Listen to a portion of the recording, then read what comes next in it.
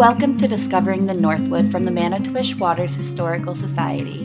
We will take you on a journey through our local history with the help of primary source documentation. To learn more about this rich history or about the Historical Society, check out our website at mwhistory.org for blog posts, show notes, our YouTube channel, and a full transcription of this episode. As with many historical works from this era, there are phrases, terms, and descriptions that are inappropriate to our modern sensibilities. The Manitowish Waters Historical Society in no way condones these offensive remarks or passages. We would like to introduce the amazing journal transcribed exactly from the written work of Robert Loveless, who resided on Alder Lake and was one of the founding pioneers of the Manitowish Waters community. Robert Loveless has a comprehensive journal of his hunting, trapping, guiding, and caretaking from the earliest days of Manitowish Waters. His colorful stories, rich details, and geographic references allow this journal to come to life, providing important context to the life at the turn of the 20th century in Manitowish Waters. The following journal is read by me, Brenna Riley. One time in the year of 1897, when I had charge of Mr. Richard Southgate's residence and Mr. Marvett Hewitt as now Vice President of the Chicago Northwestern Railroad, I stayed at Little Trout Lake for a period of time of 2 solid months, all alone, and never saw a man or living soul or talked to anyone. I had a dog with me that belonged to Mr. Hewitt. His name was McKinley, and I did play violin by ear. When I did want some music, I would play a tune or two, and when I would start playing, the dog would stick his head high up in the air and begin to howl. When he would do this, it made me think that I was a good violinist, and I would play all the harder. I ought to say to the dog, "Sing, McKinley," and he knew what I meant, and then he would begin howling again. Mr. Southgate and Mr. Hewitt at the time tried to get someone to deliver a telegram to me, but they failed to find anyone that knew where Little Trout Lake was. The whole country was heavily timbered, and there were no roads, only portage trails. And talk about fish, there were lots of them in every lake. Back in the woods and big high bluffs all around them, you would wonder how they got in there. I'll tell you, some country, of course. Wherever you went, you had to pack a birch bark canoe, your bed, and something to eat. A deer hunt one time, I took my rifle and I went out on a new snow to kill a deer. I went northeast from Alder Lake. Well, I had gone some distance and I ran across a nice track, and he was winding around through the thickets but did not stop. This was about 10 o'clock. Now this, you don't often see at this time of day. But it was in the fall, and he was looking for a doe. So I kept a close watch ahead, and in both sides, and went slow and circled him, and kept downwind, so he could not smell me in case that it was inside of my circle.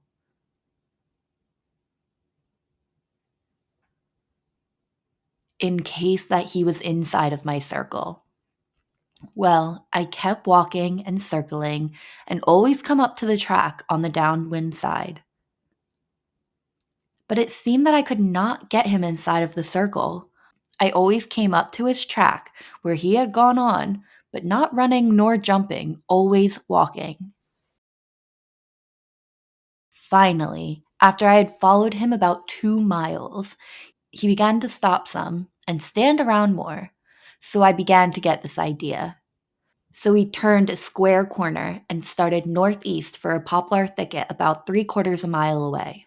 This 3/4 miles there was about half mile of it, so I could see for some distance, but I could not see him in sight anywhere.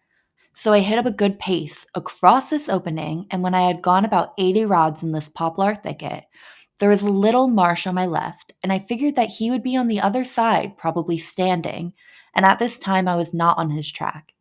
It was to my left, and I happened to turn my head to the right, and I see him hiking along, and I jerked my rifle to my shoulder quick and fired. Down he went, and I went up to him. And I see he was hit on top of the shoulders and was trying to get away. His tongue was hanging out, and he had a very large set of horns. And I was standing now, and I was looking at him. I did not want to shoot him in the head on account of him having a nice head. And I did not want to shoot him in the chest, as that would spoil some meat. So, as he was headed away from me, I stepped up and poked him with the gun barrel. You ought to see how quick he made for me and snorted at the same time. Well, I could almost feel the wind of him behind me. And I jumped behind a tree and he started off and I shot him.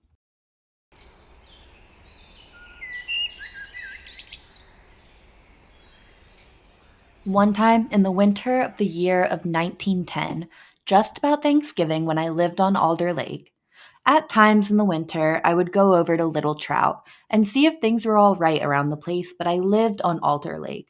Now I had one horse and a sleigh, so I would drive over to Trout Lake when I went at times.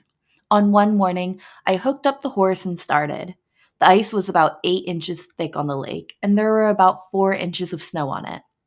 Now, as I drove across the lake, I see something lying on the ice about a half mile west of me, about a quarter of a mile from the shore.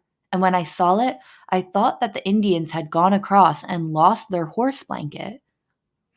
It seemed to be strewed out over the ice, so I drove over towards it. And when I got closer, I began to think it was not a horse blanket. I thought it was some hay, as I saw black pieces scattered around in different places. So the nearer I drove, I began to think that was not hay. So when I got up pretty close, I saw that it was a deer and I could see timber wolf tracks all around it. I thought that there were 3 or 4 of them, but I discovered later on that there was only one timber wolf. Now I went up to the deer and saw that he was a yearling, and the wolf had killed him on this spot. I could see he had eaten all of one quarter and all the ribs on the same side, what he had eaten the forward from, and he had eaten all the inwards. That morning it was about 20 below zero, and his legs were frozen. But he was still warm otherwise, and when he had his fill of the deer, then you could see where he had tried to drag him about 15 or 20 feet. And he gave it up, and the wolf went for the woods. So I took the deer carcass and threw it on my sled, and went for the place where I'd go up on that lake. When I got to the place where I was to leave the lake, I threw the deer carcass off by an old snag that stuck up through the ice. And here's where I discovered the deer tracks, where he was walking on the ice along the shore. You could see where the deer had been standing by this snag, and from there he started to run and jump. So I followed the deer tracks back a distance to see how far that wolf was behind him, where he started to run, and the wolf was about 8 or 10 rods behind him. Now you see this deer was standing by the snag, and he happened to turn his head and saw a timber wolf behind him. So we started right out in the lake, and the deer turned a square corner, and the wolf cut across to catch him. This wolf followed, and when the deer stopped, the wolf would stop. But the wolf, trying to get as close behind the deer as he could, and no telling how far he had followed this deer, as I did not follow the tracks back to see. Now, when this wolf cut across the square corner to catch the deer would slip on the ice as there was only 4 inches of snow, and the ice was glazed under the snow. Now, when the wolf came to the deer's tracks across the square corner, the first thing he grabbed him. But he did not get him down. But on the ice, I could see a big bunch of hair that he had jerked out of him. So the deer struck out down the lake quite away from the shore, and I followed them, and I could see them a ways ahead of me. I followed them until the second place where he threw him down, and there was lots of hair and some blood. So I went to the third place, and here you could see where the wolf had been kicked away, and out from where the deer had been thrown down at least 16 feet, that deer had kicked him. You could see that the deer was down flat on the ice. The wolf's tracks were right next to his back, you see. The deer had long hind legs. And the deer's hind legs came up and just sent him 16 feet into the snow. I could see where he came running back, but no tracks to show where he went out there. Well, this third place where he had hit him had somewhat more hair and more blood. I went to the fourth place, and here was much more hair and more blood, and I went to the fifth place, and here was a lot of blood and lots of hair. I started for the sixth place, and I could see that the deer was bleeding all along just as he had been shot. I picked up the seventh place, and here was where I picked up the deer hair all around, and I noticed on the deer that the wolf had kept grabbing him on one hind all the time and tore all the heavy meat out of the ham. But along where he had thrown the deer, he did not leave any of the meat. He must have ate it, for I did not see any. All I saw was a lot of hair and blood. Now I went back to the sled, and I said I threw the deer off the snag and drove over to Little Trout Lake and done my business, and came back as I entered to go home and get 2 or 3 big double spring traps and my rifle and leave my horse there and come back. I knocked the snow away by the snag and set one of the traps and put it on the ice, and then I took an axe and chopped all around the track in the ice that is marked around to get a big shape of it. Then I took the trap away and chopped out in the ice, just a little bigger than the trap was, and that is a hole in the ice. Then I took and pulled out a lot of hair and made a bed in the hole. Then I put the trap down in the hole on the deer hair, and then I took another lot of deer hair and covered up the trap. Then I spread the snow over the deer hair, just even like the snow all over the lake. No high pile on the trap. I put the hair under and over the trap so it could not freeze the jaws down. Now I took a big chunk of the deer meat and fastened it to the old snag. Then I went up in the woods and put another chunk of deer meat and fastened it to the tree and put 2 traps there. Then I took my rifle and fixed myself on the high point, kindly out of the way, and figured that the wind was just right and there was a light breeze from the northwest, but was very sharp in temperature, about 15 below zero. Now I was quite sure that the wolf would be back, as I knew he had tried to drag the deer to shore. Well, I was not watching for no longer than 30 or 40 minutes. The sun had gone down, and I always was watching. North of me, where he had killed the deer and left him on the lake, and all to a sudden, I happened to turn my head, and here he was, south of me, about 200 yards. Right south of me and right downwind. This was bad. He would walk a little way out on the lake, and then he would keep sticking his nose in the air all different directions. This I did not like. He was not out on the lake far enough. He kept coming slowly and kept stopping and smelling. I had my gun cocked and readied, but stood very still, and he kept looking on the lake where he had left the deer. And all at once, he turned quick like a flash and made lively jumps for the green timber. I fired, and I saw the bullet strike the snow closest to him, only right under him, and down he went. But I knew I did not hit him because he slipped. So I threw another shell and fired again. This ball went right over him, but right in line, and in the woods he went. Well, I got a fine look at him, and I got 2 shots at a distance of about 200 yards. He smelled me because the wind was wrong, and I did not figure that he would come from the downwind side.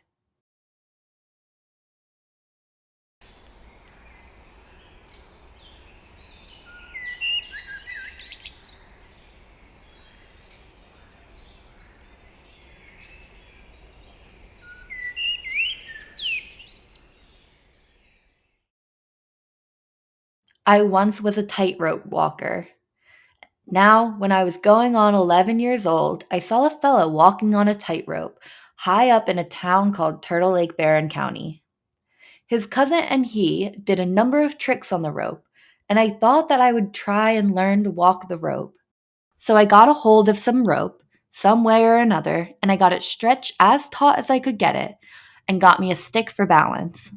Then I tried to get on the rope, but I must say it was at least 1 week before I got both feet on that rope. I would tremble and shake, and I would get one foot on, and when I went to take the other one off the ground, my balanced leg would just crack by whipping back and forwards, and I was thrown flat on the ground a good many times and got bumps and bruises a good many times. I would stand and look at the rope and did not know if I would try it again or not.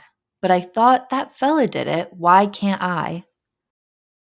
One good thing was the rope was only about 2 feet from the ground. Otherwise, I would have been killed the first time I got on that rope. Well, I stuck to it, and after a long tussle, I got so that I could stand on it and have my back up against the post so that the rope was tight. Then I had a hard time to learn how to walk away from the post, so I kept on trying and falling and getting on again until I got so that I could walk to the other post. I kept this up, walking ahead until it seemed easy. Then I began to try and walk backwards. This was not as hard as learning to walk ahead. You see, I had learned to balance myself, so I kept walking ahead and backwards until it was easy. So then I tried to sit down and I would lose my balance sometimes, then jump or fall off. So I got this trick finally, and then I tried to climb over the pole. This was hard, but in time I got it. Then I tried to turn around on the rope. This certainly was a hard one, you see. When I got halfway around, then it was easy for me to lose my balance. I had to have one foot turned one way on the rope and one foot turned the other way, and yet face straight down the rope and keep my balance pole straight across the rope as I did when I was walking. I could not just turn around like you do on the ground, for if I did not have one foot one way and the one the other, and just turn away, I might miss the rope or hit only half of it with my foot and it would roll. That would certainly throw me, or I might miss the rope and fall. I'd fall 12 or 15 feet to the ground. Well, I learned this trick in time, and then I learned to lay down. This was very hard, and a lot of other tricks I learned. I got pretty good at the rope business. So when my father died when I was going on 12 years old, I went to one of my uncles for a while. The 4th of July was my birthday, so they told me to go to the picnic ground about 6 miles away and have a good time. But they did not give me a cent of money. So I went to this place about 12 miles from St. Croix Falls in the country. When I got there, it was right in the woods. They had a lemonade stand, candies, and firecrackers. And there was a dance floor, and I should judge there was about 400 or 500 people around there. And I tell you, they did celebrate them days. Well, I had no money, and I was somewhat bashful at the time, and I went up to a tall fella, and I suppose he was the man of the day. He seemed to have more to say around there than anyone else, so I said, "Mister, can I walk the tightrope?" And he looked down at me as I was short, and he said, "Can you?" They had a swing up in some trees, and I said, "You take down that swing rope and stretch it about 10 or 15 feet high, and I'll show you." Well, tightrope walking was this days a great thing. So they took down the swing and fastened one end high up in another tree, and then brought it across through the crotch of an oak tree. 10 men pulled it tight, and meanwhile, I went back in the woods and got me a stick for a balance pole. I came back and the rope was ready. So a fella gave me a boost, and I climbed up and started to walk, and someone hollered out, "Tightrope walker." They quit dancing, and the whole crowd I could see around me. But not under me, as the head man I told to put up the rope, he kept them back. So I went on over and came back backwards and did all of my tricks, and came to the tree where I went up. Down I came, and a young fellow came running up to me and slapped me on the shoulder and said, "That is good, dang good." He grabbed my hat and away he went through the crowd. He came back and gave me a hat, and it had $12.35 in it. Now, this was the most money I have ever had till that time. Then I did not need any money. All the kids around me said, "How'd you learn this? Where'd you come from? What's your name?" I was a stranger to all of them. They would give me candy, firecrackers, anything that they had. Money was no object to me then. Well, I went home and I told them what I've done and the money I made, and I spent it all. They got so mad at me and gave me a scolding, and I left and never saw them from that day to this.